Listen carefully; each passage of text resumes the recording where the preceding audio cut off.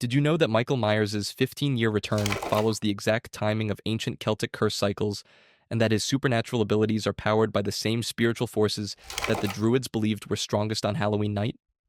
Or how the ancient Celtic festival of Samhain continues to influence our modern world? John Carpenter didn't just make a horror movie, he dove into occult messages and hid secrets in plain sight. Hit that subscribe button to stay up with all my videos. This is Occult Cinema, where we uncover all the strange secrets within films you love.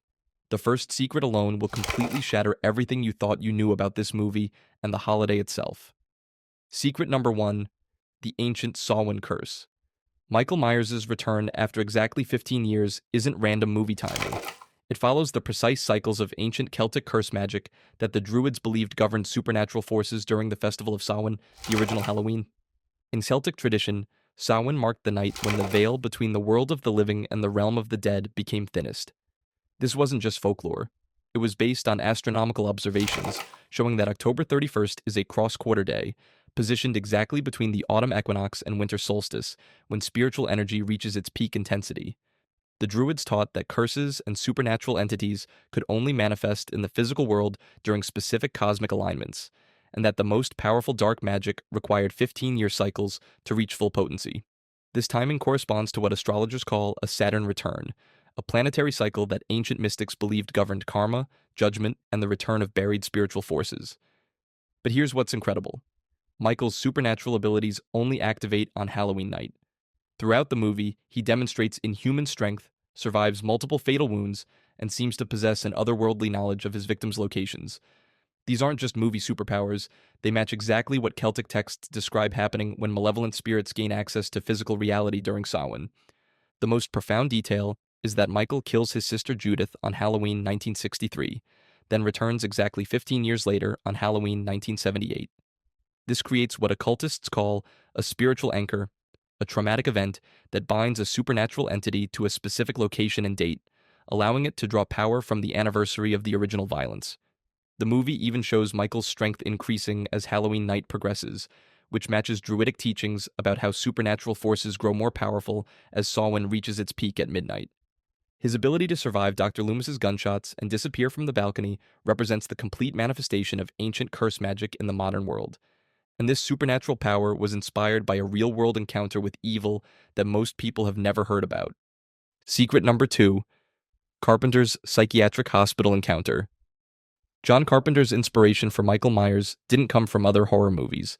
It came from a terrifying real-life encounter with a child patient at a psychiatric hospital who possessed what Carpenter described as a look of pure evil that haunted him for years.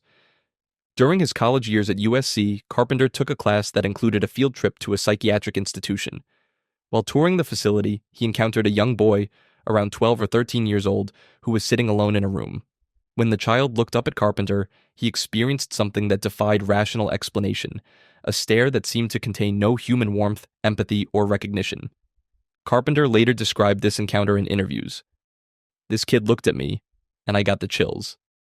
It was a look of pure evil. It was truly frightening, and I knew that I had to use that someday." But what most people don't know is that Carpenter consulted with psychiatric professionals about this experience, and they confirmed that certain individuals seemed to possess what they called spiritual emptiness, an absence of normal human consciousness that creates an unsettling void. The most incredible aspect is how Carpenter translated this real encounter into Michael's character. Throughout the movie, Michael never speaks, never shows emotion, and never displays any recognizable human motivation. Dr. Loomis describes him as having the blackest eyes, the devil's eyes, which directly references Carpenter's memory of that hospital encounter. But here's what's really disturbing. Carpenter used actual recordings from psychiatric hospitals for the movie's sound design. The background audio throughout the film includes real sounds of patients in distress, creating what sound engineers call psychic contamination, where authentic human suffering becomes part of the viewing experience. The hospital encounter also explains why Dr. Loomis is so certain that Michael represents that some forms of malevolence transcend psychological explanation and enter the realm of spiritual warfare. And this spiritual warfare is reflected in how Michael is never treated as a human being, even in the movie's credits. Secret number 3, the shape's true identity. In the end credits of Halloween, Michael Myers is never listed by name, he's only credited as the Shape. And this wasn't just a creative choice. It reflects Carpenter's understanding of ancient demonology and his belief that Michael represents an archetypal force of evil rather than a human being. The term shape comes from medieval grimoires and demonological texts, where malevolent entities are described as taking various forms to interact with the physical world. These beings aren't bound by human limitations because they're not actually human. They're spiritual parasites that inhabit human bodies to carry out supernatural agendas. Throughout the movie, Michael is consistently referred to in ways that emphasize his non-human nature. Dr. Loomis calls him it rather than him, describes him as purely and simply evil, and warns that death has come to your little town. These aren't just dramatic descriptions, they're accurate demonological classifications of supernatural entities. But here's what's incredible. Michael's behavior throughout the film matches exactly what medieval texts describe about demonic manifestations. He shows no human emotions, demonstrates supernatural strength and resilience, appears and disappears without explanation, and seems to possess knowledge that no human could have. The most profound aspect is how Michael's mask functions as what occultists call a spiritual vessel. The blank, expressionless face isn't just creepy. It represents the absence of human soul and the presence of something fundamentally alien. When Laurie removes the mask near the end, Michael's shocked reaction suggests that the mask isn't just a disguise, it's an integral part of his supernatural identity. The shape designation also connects to Jungian psychology and the concept of archetypal evil, the idea that certain forms of malevolence exist as universal patterns that can manifest through individuals who become vessels for these dark forces. Michael isn't just a killer, he's the physical manifestation of humanity's collective shadow, and this supernatural nature explains his most impossible ability, one that defies all natural laws. Secret number 4, Michael's demonic teleportation. The most shocking moment in Halloween isn't a kill scene. It's when Michael Myers completely vanishes from the front lawn after Dr. Loomis shoots him 6 times, demonstrating what demonologists call bilocation, or supernatural teleportation that proves his non-human nature. When Michael falls from the balcony after being shot, Dr. Loomis and Laurie both see his body on the ground. But when Loomis looks again moments later, Michael has completely disappeared without a trace. This isn't movie magic or editing trickery. It's depicting an authentic supernatural phenomenon that appears in demonological texts throughout history.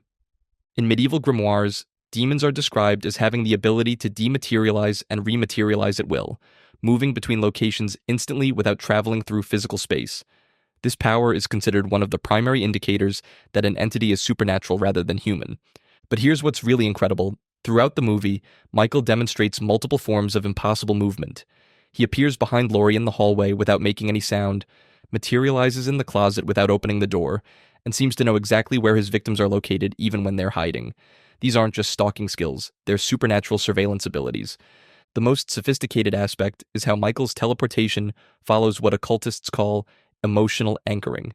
He appears most frequently near people who are experiencing intense fear, suggesting that he can use strong emotions as spiritual beacons to guide his supernatural movement. This connects to research in parapsychology, showing that poltergeist phenomena and supernatural manifestations often intensify around people in emotional distress. Michael's ability to appear wherever fear is strongest suggests that he feeds on terror and uses it to enhance his supernatural abilities. The final shot of the movie, where we hear Michael's breathing over images of various locations throughout Haddonfield, isn't just atmospheric. It's showing that his consciousness can exist in multiple places simultaneously, which is exactly what demonological texts describe about entities that have transcended physical limitations. And this supernatural consciousness allows him to engage in hunting behaviors that follow patterns much older than human civilization. Secret number 5, ancient predator rituals. Michael Myers' distinctive head tilt, his patient stalking methods, and his voyeuristic observation of victims aren't just creepy movie moments. They follow the exact patterns that anthropologists have identified in ancient predator rituals and shamanic hunting practices. The famous head tilt that Michael does when observing his victims matches what ethologists call predator assessment behavior, the way apex predators study their prey before attacking. But in human cultures, this same gesture appears in shamanic traditions where hunters would spiritually read their targets to understand their weaknesses and predict their movements. Throughout the movie, Michael engages in what researchers call ritualized stalking. He doesn't just follow his victims, he studies them from multiple angles, learns their routines, and seems to understand their psychological states. This behavior matches descriptions from anthropological studies of how ancient hunters would spiritually connect with their prey before the kill. But here's what's really incredible. Michael's voyeuristic watching serves a supernatural purpose beyond just gathering information. In shamanic traditions, prolonged observation creates what practitioners call spiritual links between the hunter and the hunted, allowing the predator to influence the victim's behavior and emotional state. The movie shows this spiritual influence in action. Laurie becomes increasingly anxious and paranoid throughout the day, even before she has any conscious reason to fear Michael. Her friends dismiss her concerns, but her subconscious mind is picking up on the supernatural surveillance that's been targeting her. The most sophisticated aspect is how Michael's stalking follows what occultists call the spiral pattern. He doesn't approach his victims directly, but circles around them in gradually tightening loops. This technique appears in hunting magic traditions worldwide because it's believed to create a spiritual trap that makes escape increasingly difficult. The POV shots throughout the movie aren't just cinematic technique, they're showing us Michael's supernatural perspective, where he can perceive his victims' emotional states, predict their movements, and identify their vulnerabilities through spiritual rather than physical observation. And this supernatural predation specifically targets individuals who possess certain spiritual qualities that most viewers never recognize. Secret number 6. Laurie's occult survival symbolism. Laurie Strode's survival isn't just about being alert and fighting back. Her character embodies ancient goddess warrior archetypes and uses weapons that have deep ritual significance in occult traditions, revealing why she alone can resist Michael's supernatural power. In mythology worldwide, the final girl archetype represents what scholars call the Virgin Huntress, a feminine figure who possesses both purity and warrior strength, making her capable of confronting supernatural evil. Laurie's character follows this pattern exactly. She's sexually inexperienced, nurturing toward children, and ultimately transforms into a fierce protector. But the most incredible detail is the weapons Laurie uses against Michael: a knitting needle, a coat hanger, and finally his own knife.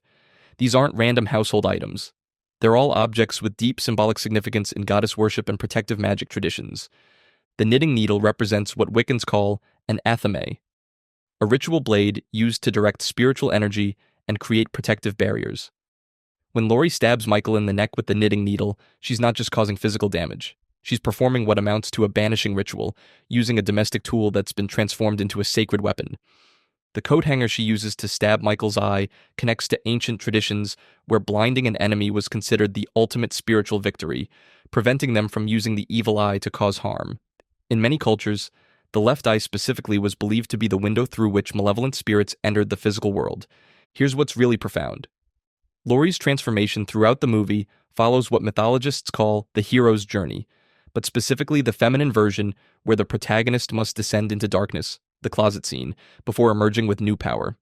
Her final confrontation with Michael represents what Jungian psychology calls integration of the shadow, facing and overcoming the darkest aspects of reality. The closet scene itself is loaded with symbolism. Laurie hides in what amounts to a womb-like space, then emerges to give birth to her warrior self. This matches initiation rituals from goddess traditions where women would symbolically die and be reborn as priestess protectors. And this spiritual transformation is supported by musical elements that tap into the deepest levels of human consciousness. Secret number 7, shamanic drumming musical masterpiece. John Carpenter's iconic Halloween theme wasn't just composed in 3 days. It incorporates authentic shamanic drumming patterns and binaural frequencies that trigger primal fear responses, while Michael's breathing sounds follow rhythms used in ancient possession rituals. The famous 5/4 signature of the main theme is crucial because it creates what musicologists call rhythmic dissonance, a pattern that the human brain recognizes as unnatural and threatening. This timing appears in shamanic drumming traditions worldwide because it induces altered states of consciousness and breaks down normal psychological defenses.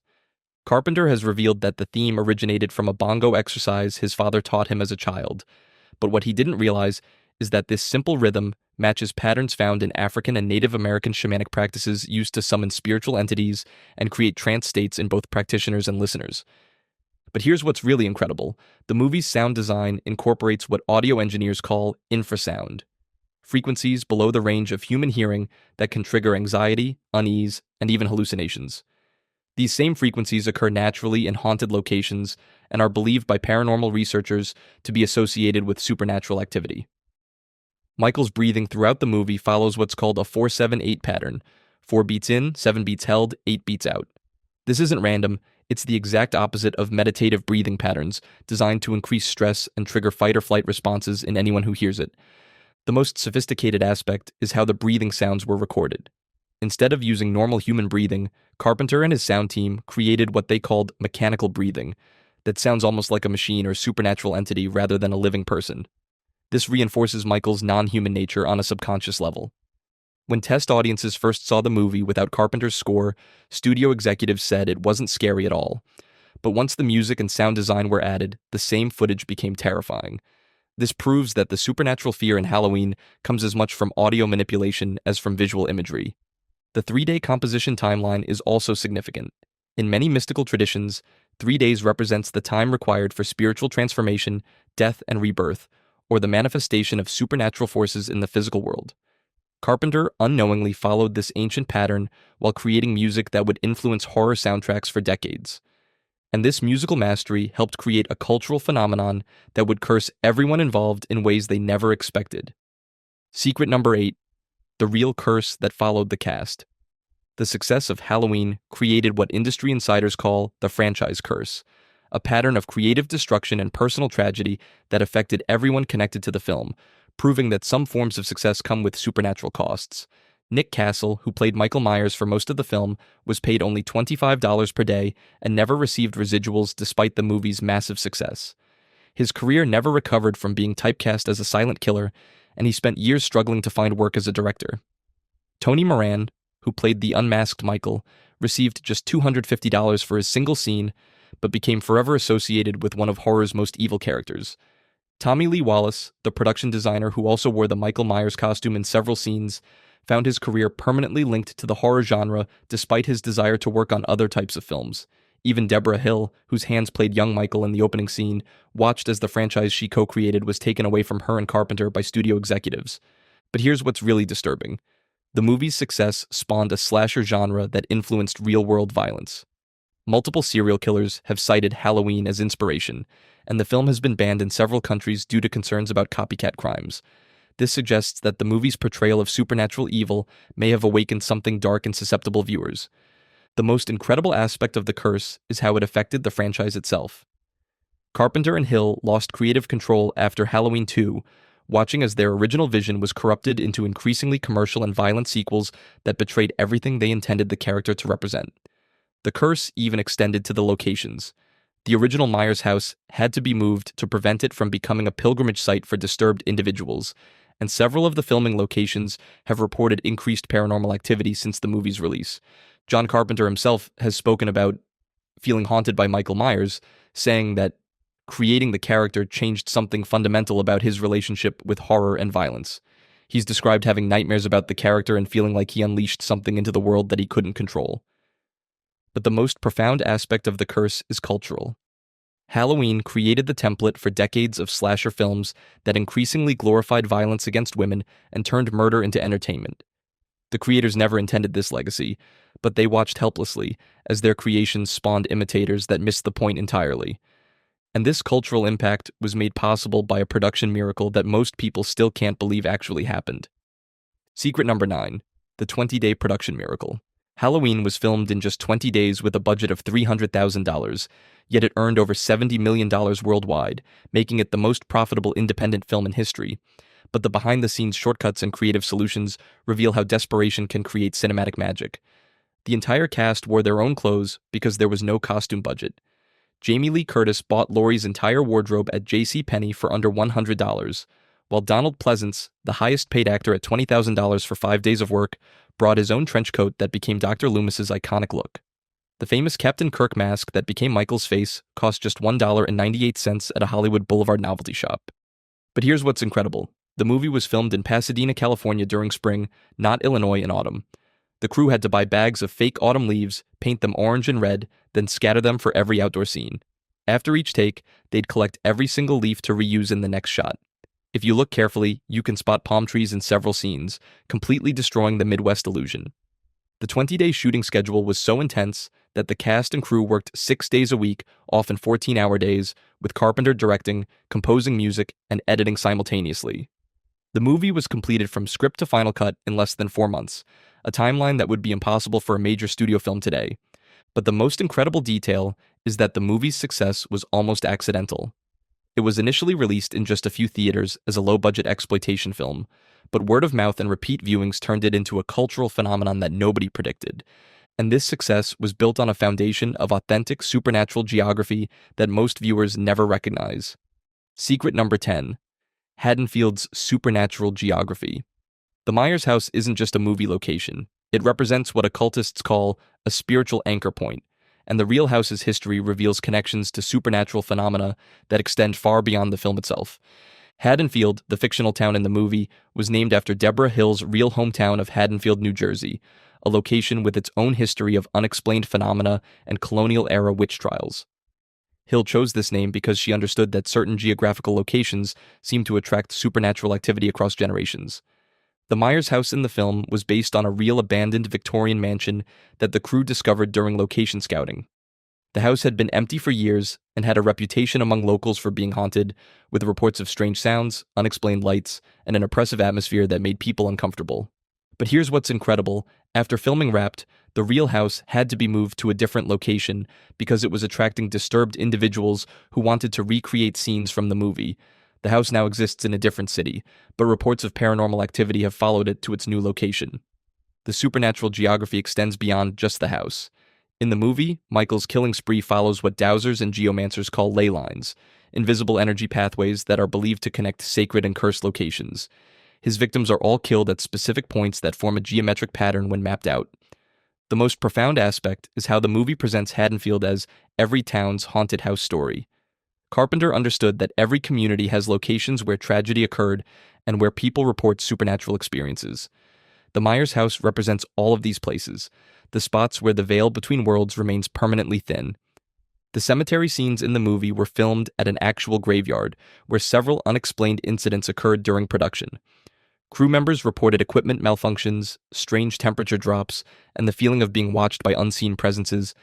Even the street layout in the film follows principles from sacred geometry, with the houses positioned at specific angles that create what occultists call a spiritual amplification pattern.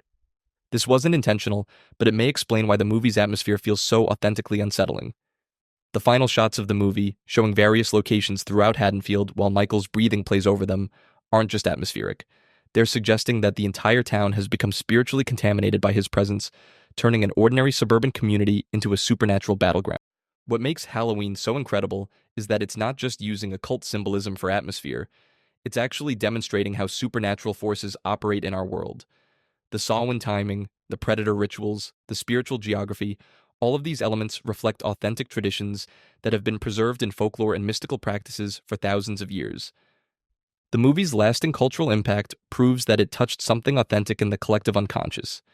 People recognize the truth in its portrayal of evil, the power of ancient timing, and the reality that some forces exist beyond our normal understanding of psychology and human behavior. But the movie also shows us that we're not helpless against these forces. Laurie's transformation from vulnerable teenager to fierce protector demonstrates that ordinary people can develop the spiritual strength necessary to confront extraordinary evil. Let me know what you think. Did you catch any of these occult symbols when you first watched the movie? Have you had experiences with supernatural phenomena, unexplained locations, or individuals who seem to possess that same spiritual emptiness that Carpenter encountered? Drop a comment below and let me know which of these secrets shocked you the most. And if you've noticed other examples of ancient spiritual knowledge hidden in horror films, I'd love to hear about them. If this video opened your mind to new possibilities about Halloween, supernatural phenomena, and the hidden spiritual knowledge in horror films, then subscribe to Occult Cinema. I'm constantly discovering movies and shows that contain authentic esoteric wisdom and practical spiritual techniques, and I break down exactly what they're teaching and why it matters. We're not just watching a movie about supernatural evil, we're living in the same world where these forces operate, surrounded by the same spiritual realities that the Druids understood and that Carpenter captured on film. The question isn't whether these forces are real. The question is whether we have the spiritual awareness to recognize them when they manifest in our own lives, and the wisdom to protect ourselves and others from their influence. Because in the end, we're all living in Haddonfield, ordinary people in ordinary places where extraordinary evil can manifest when we least expect it. The only question is, will you be like the victims who never saw it coming? Or will you be like Laurie Strode, ready to fight back when the shape comes calling?